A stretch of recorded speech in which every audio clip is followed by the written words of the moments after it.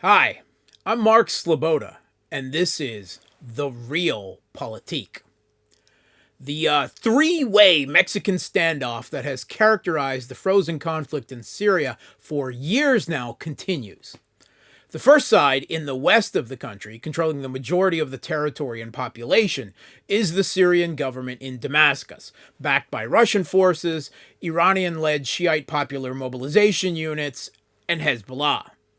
The second side is Turkish military forces, occupying much of northern Syria, with its proxy Sunni Islamist Bashi Bazouk rebranded as the New Syrian Army, and allied Hayat Tahrir al-Sham,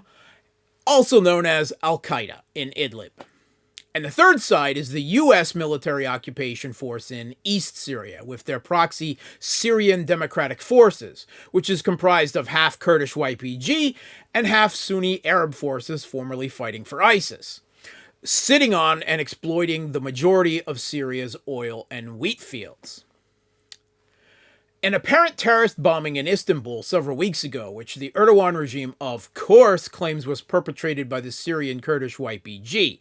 but all evidence points to being the work of ISIS or other disgruntled jihadists formerly on the Turkish payroll, much as the 2015 bombings in Turkey were, is being used as a pretext for yet more Turkish attacks on Kurds in Syria and northern Iraq.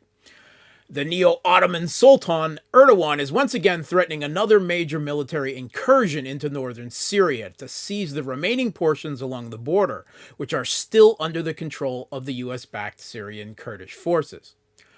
Erdogan has already essentially ethnically cleansed all of the areas of northern Syria that he and his proxies control of Kurds to a depth of about 30 kilometers and wants to do the same to the rest of it, effectively creating a Sunni Islamist proxy state in all of northern Syria under Turkish control, devoid of any Kurdish population.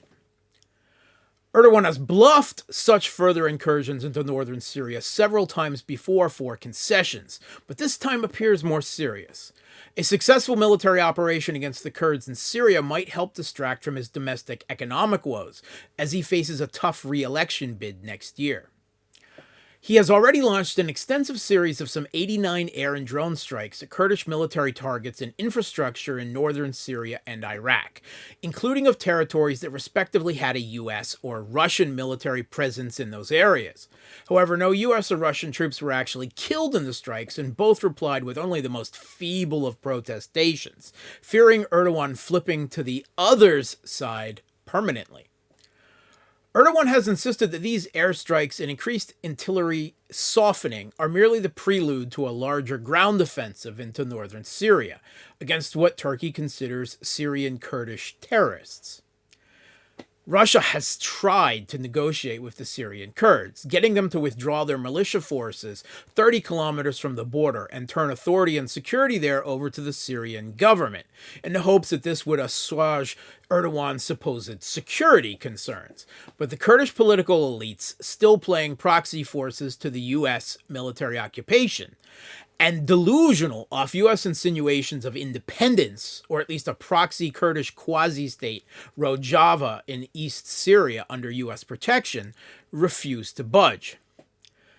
The US, Russia, and Iran have all half-heartedly tried to talk Erdogan out of it, but all appear certain to in the end appease him and give him a de facto green light, because of Erdogan's continual leveraging of Turkey's pivotal geopolitical importance, constantly playing the US and Russia off of each other.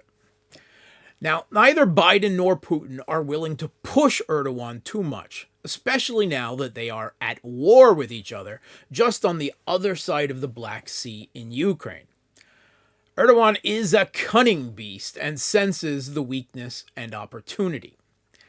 The tragic end result will likely be that if Erdogan goes through with this further ground incursion, the US will once again throw its Kurdish proxies to the Turkish wolves, and all of northern Syria will then be ethnically cleansed of Kurds as a result.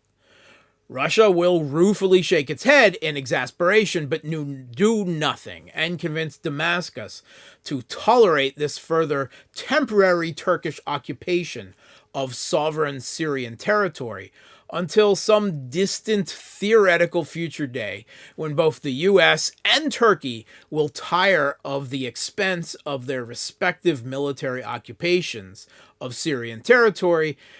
and leave.